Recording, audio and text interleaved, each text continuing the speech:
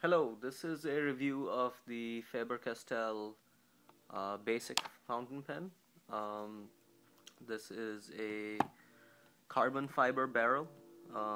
It is available in different designs such as black leather, steel, metallic silver, or something like that with a gray cap and so forth. Just got this today. Comes in this outside cardboard box, kind of funky psychedelic type design. Says Faber-Castell carbon fountain pen medium. Inside there's this neat, very Apple-like, I'm gonna say, plastic box, which has like a flip top, and it's hinged.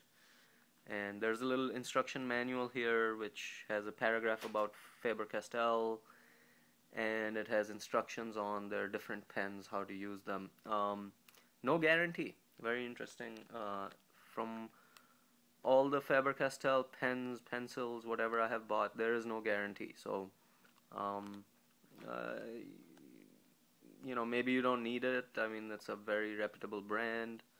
I've had extremely good luck with the Faber-Castell pens, but just want to highlight that there is no warranty. The pen came in this plastic sleeve, and it had this little paper tag with the UPC on the clip. This box is kind of neat. It has like a little piece of foam in here, so when I stick this pen in, this pen does not move around. So you can see it's the foam kind of holds it in place. It also comes with this little, it doesn't come with any cartridge converter or any cartridges. It just comes with this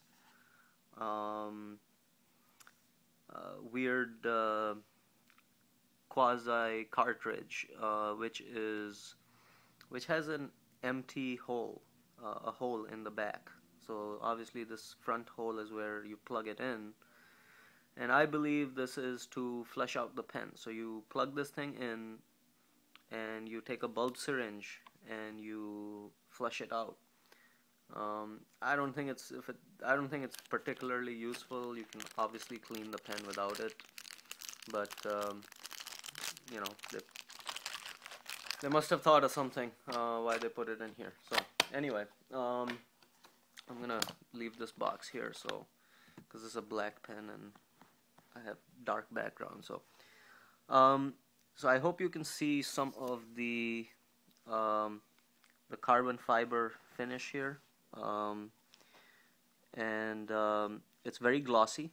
I believe it is truly carbon fiber and not some sort of an imitation or whatever. I saw another review of the stainless steel version, or brushed aluminum, whatever it was, and someone said that it was a rather heavy pen. This is not heavy for a metallic pen or metal pen. The cap is actually plastic, and it's a kind of this matte plastic that has a rubbery feel to it. And if you look at it closely, you can see there is the Faber-Castell logo, and then it says Faber-Castell. These are engravings on it, and it says since 1769. I'm sorry about my lighting here. Hang on.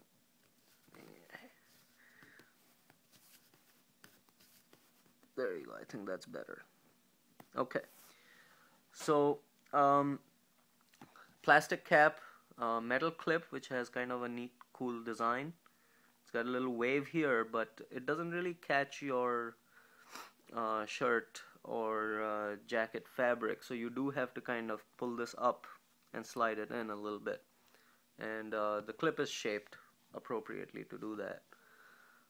The cap also has like a chamfer here and a concave depression at the top. Not sure why. Same thing at the end of the barrel, there's a concave depression here. Let's open this pen up real quick. Nice large size pen. When I say large, it's not oversized, but it's a good size pen, as you can see here. And it's the same size as some of my Franklin Christophs and so forth.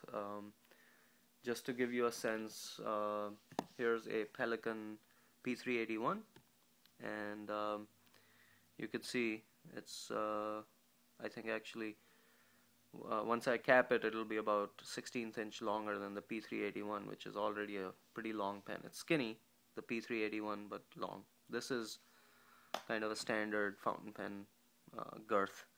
Very cylindrical shape. This is again that same plastic with some grooves in it, horizontal grooves, just to give you a grip. It's a nice long grip section. Very comfortable to hold, soft. There is a little plastic window here. Not sure if you can see completely. I don't know what's going on with my lighting, but there's a plastic right here. There's a plastic window. It's kind of like a smoke translucent finish, and I'll open this up. That's kind of what it looks like. And I don't know if they intended it to be a window to check the ink level in the cartridge inside, but if it was, it doesn't necessarily work very well for that. Anyway, what I did was I installed a cartridge from one of my Franklin Christoph pens, and I think this is supposed to take an international cartridge, but I have three converters, three different styles of converters, a Parker type and two international styles. And for some reason, these Faber-Castell pens take one of the international styles and not the other. So I'm not sure what the deal is. But anyway, so I found a converter that fit. It doesn't come with anything, so be careful if you get this pen, that you get an appropriate converter for it. The nib sits in a nib holder. And let me quickly take that out and show you.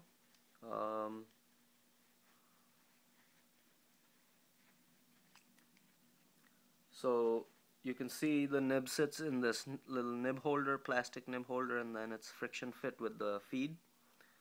And I'm just gonna put this back in.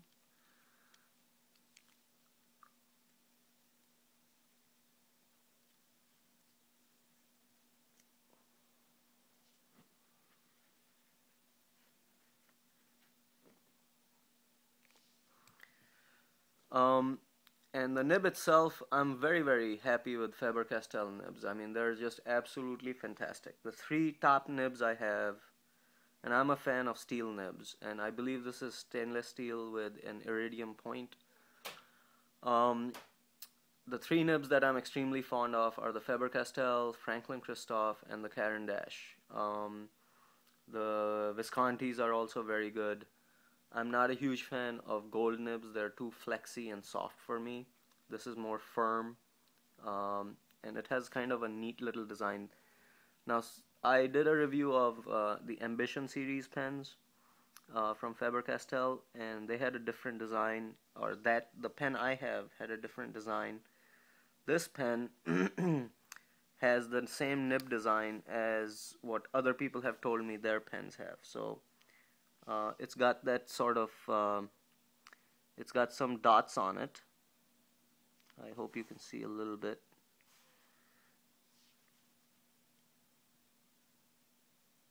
It's got some dots on it, and then it says M for medium, and then it has the two horses, which is the Faber-Castell logo. So I hope you can see. No vent hole, which is similar to the Ambition series pen. The feed is exactly the same as the Ambition. It's got a vent hole running right through the middle of the feed here, and you know, excellent writer. I'm gonna do a quick little writing sample here.